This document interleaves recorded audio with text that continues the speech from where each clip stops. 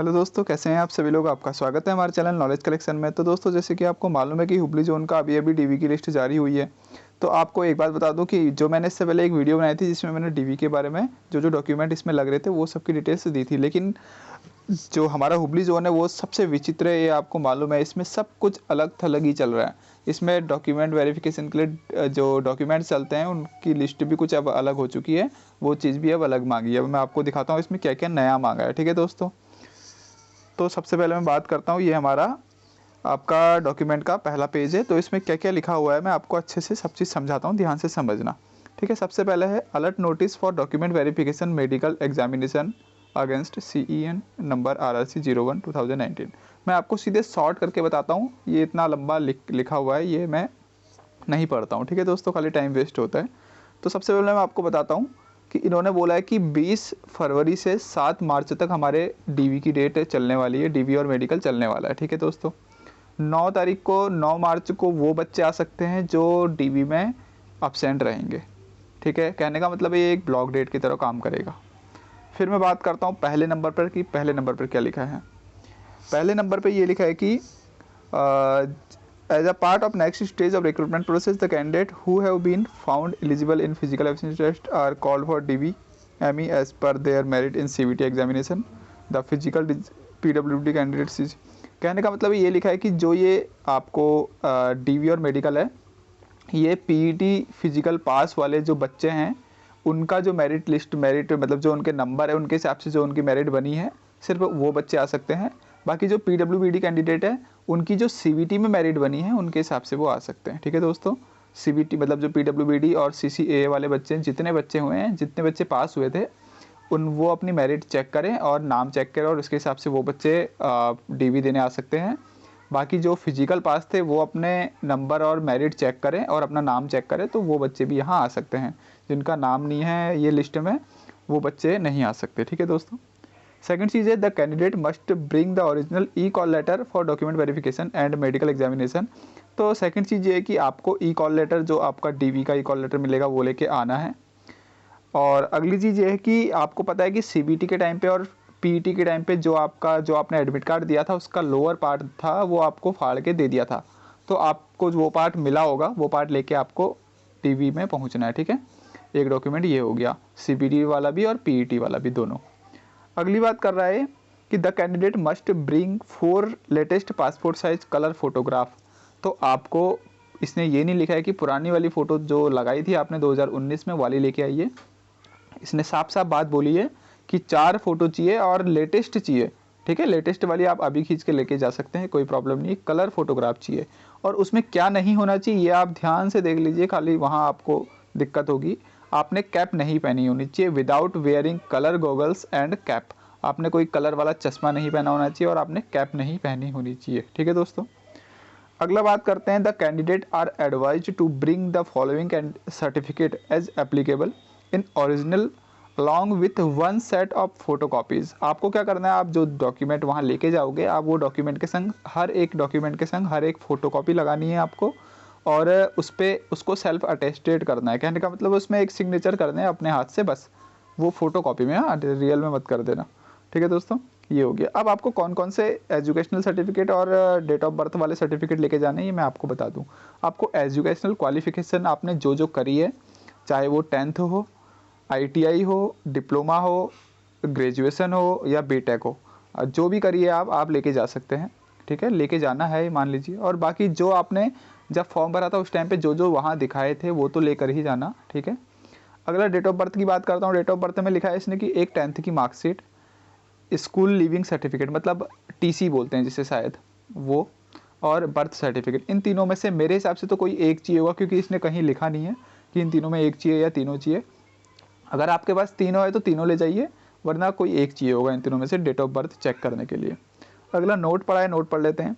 While attending document verification the candidate should submit an affidavit for any discrepancies या differences noticed in the certificate with that of online application.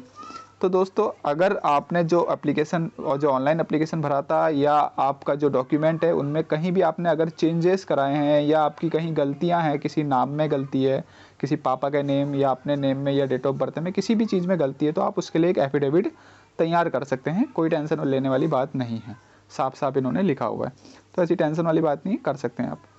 अगला आप बात करते हैं OBC, SC, ST और EWS के लिए। सबसे पहला नंबर लिखा है इसने कि ओबीसी, एससी, एसटी और ओबीसी, ईडब्ल्यूएस जो भी है, ये 4 के 4 अपना सर्टिफिकेट बना लीजिए और एनेक्सर जो दिए थे, यहाँ लिखा है देखो, इन द प्रेस्क्राइब्ड फॉर्मेट, जो इन्होंने एनेक्सर दिए थे वो मैंने अपने टेलीग्राम चैनल पे सभी पीडीएफ बना के भेजे हुए हैं, तो वहाँ से डाउनलोड कर सकते हैं आप। वही एनेक्सर जो के फॉर्मेट में होने चाहिए, ठीक है दोस्तों। सेकंड नंबर लिखा है इसने कि जो ओबीसी कैटेगरी है, ओबीसी कैटेगरी वाले ध्यान रखिए कि सेकंड नंबर ये लिखा है कि in case of candidate belonging to OBC category, जो ओबीसी से बिलोंग करते हैं, certificate should specifically contain a clause that the candidate does not belong to creamy layer section excluded from the benefit of reservation. कहने का मतलब है जो OBC वाले हैं, जो ओबीसी में जो क्रीमी लेयर सेक्शन वाले हैं, वो इनसे एक्सक्लूड होते हैं। कहने का मतलब है उनको कोई भी रिजर्वेशन नहीं दिया जाएगा। अगला बोला जा रहा है कि OBC caste certificate containing the non creamy layer clause should be valid as on the date of interview. जब इंटरव्यू मतलब जो डीवी हो रहा है आपका, आपके डीवी के टाइम पे जो आपका ओबीसी का नॉन क्रीमी लेयर का जो सर्टिफिकेट है वो आपका इंटरव्यू के डेट के टाइम का होना चाहिए। कहने का मतलब है आप मतलब जो आपका फाइनेंशियल ईयर होता है, ओबीसी का जो ईयर होता होगा 1 ईयर, वो 1 ईयर के अंदर होना चाहिए आपका, ठीक है। अगला है caste name mentioned in certificate should tally letter by letter with central government list notification. कहने का मतलब है जो ओबीसी एक ओबीसी कैटेगरी है, उस कैटेगरी के अंदर बहुत सारी कास्ट आती है, तो वो पूरी कास्ट जो है वो अपना जो सेंट्रल गवर्नमेंट की एक ओबीसी की लिस्ट होगी, उस लिस्ट में आपका नाम है, मतलब आपकी कास्ट है या नहीं, चेक कर लेना। ओबीसी की सेंट्रल गवर्नमेंट की एक लिस्ट होती है, उसका आपने उसका यहाँ पर लिंक दे रखा, देख लो अच्छे से देख सकते हो, यहाँ पर लिंक है, आप जाके ये लिंक में टच करके चेक कर सकते हो कि आपकी जो कास्ट है वो ओबीसी कैटेगरी के अंदर, या एससी है तो आप एससी कैटेगरी के अंदर, या एसटी है तो एसटी कैटेगरी के अंदर आती है या नहीं। ये आनी ज़रूरी है, ये बात याद रखिए, बहुत इंपॉर्टेंट चीज़ है ये सेकंड वाला, ठीक है दोस्तों। अब अगला बात करते हैं, ये एनओसी के बारे में बात की गई है, जो गवर्नमेंट सेक्टर में काम करता है। तो दोस्तों जो अपने गवर्नमेंट वाले मतलब जो गवर्नमेंट जॉब में है अभी, या जो सेमी गवर्नमेंट जॉब में है, या कोई पब्लिक सेक्टर में है, या मतलब इंक्लूड रेलवे के अंदर ही, तो वो बच्चे क्या करेंगे, अपना एक एनओसी बनवा लेंगे अपनी जगह पर से। मतलब जो गवर्नमेंट जॉब है तो अपने एक डिपार्टमेंट होगा, वहाँ से आप एनओसी अपने तैयार कर लीजिए, और यहाँ पर आपकी एनओसी ज़रूर लगेगी, ये बात रखिए, क्योंकि बिना एनओसी के आपको जॉब नहीं दी जाएगी, डीवी में दिक्कत हो सकती है। अगला पीडब्ल्यूबीडी वाली की बात है, उनका एक सर्टिफिकेट होता है डिजेबिलिटी सर्टिफिकेट, वो आपको तैयार रखना है, वो लेके आना है। एक्स सर्विसमैन वालों की बात करें तो वो अपना एक डिस्चार्ज सर्टिफिकेट ज़रूर लेके आइए, ठीक है। और सीसीएए कैंडिडेट की बात करें तो वो अपना जो उनका रिजल्ट है, जो उनका सर्टिफिकेट है एनसीवीटी का, वो लेके आना है उनको, ठीक है दोस्तों। अब है 5th नंबर है बायोमेट्रिक डाटा का, थंब इम्प्रेशन। तो थंब इम्प्रेशन वाला कुछ नॉर्मल चीज़ है, अगर आपके हाथ में लगी है, मतलब कुछ भी है, आपको दिक्कत नहीं होनी चाहिए, कुल मिला के आपके अंगूठे में, दोनों लेफ्ट एंड राइट हैंड अंगूठे में दिक्कत नहीं होनी चाहिए। जैसा अंगूठा, मतलब आपके अंगूठे में अगर कलर है तो उसको साफ़ कर लीजिए, अगर कोई मेहंदी लगी है तो उसको सही कर लीजिए, कुल मिला के आपको उनको अंगूठा साफ चाहिए, तो आप अंगूठा साफ लेके आइए वहाँ, ठीक है। और फिर अगली बात करते हैं, छठा नंबर क्या है, persons eligible for age relaxation must produce. अब देखो जिन बच्चों ने एज रिलैक्सेशन लिया है तो वो अपना एज रिलैक्सेशन उनको किस वजह से मिला है, वो वाला सर्टिफिकेट लेके आना है। नंबर 7 है the candidate should remit an amount of rate 16 towers medical examination fees. तो मेडिकल एग्जामिनेशन फीस के लिए 16 रुपये लेके आने, नॉर्मल सी बात है, बाइक कैश लेके आना, उस अब गूगल पे वहाँ मत करना, और वहाँ 20 रुपये मत लेके जाना, करेक्ट 16 ही चाहिए, ठीक है दोस्तों। अगला है 8 नंबर में, RRC reserves the right to cancel the candidate of the candidates who fails to submit the original certificate para 4। अगर आप अपना ओरिजिनल सर्टिफिकेट सबमिट नहीं करते हैं तो आपको फेल मान लिया जाएगा। अगला है SC/ST candidate are eligible for free railway travel pass. ठीक है दोस्तों, उसके अलावा किसी को फ्री ट्रैवल पास नहीं मिलेगा, सिर्फ SC/ST को मिलेगा।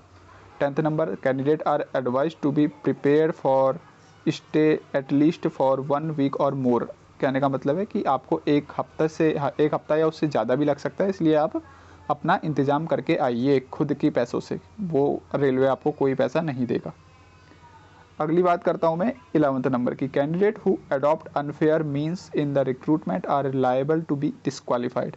कहने का मतलब है अगर आप कुछ भी गड़बड़ी करते हैं, कुछ फेक डॉक्यूमेंट लगाते हैं, तो आपको हटा दिया जाएगा।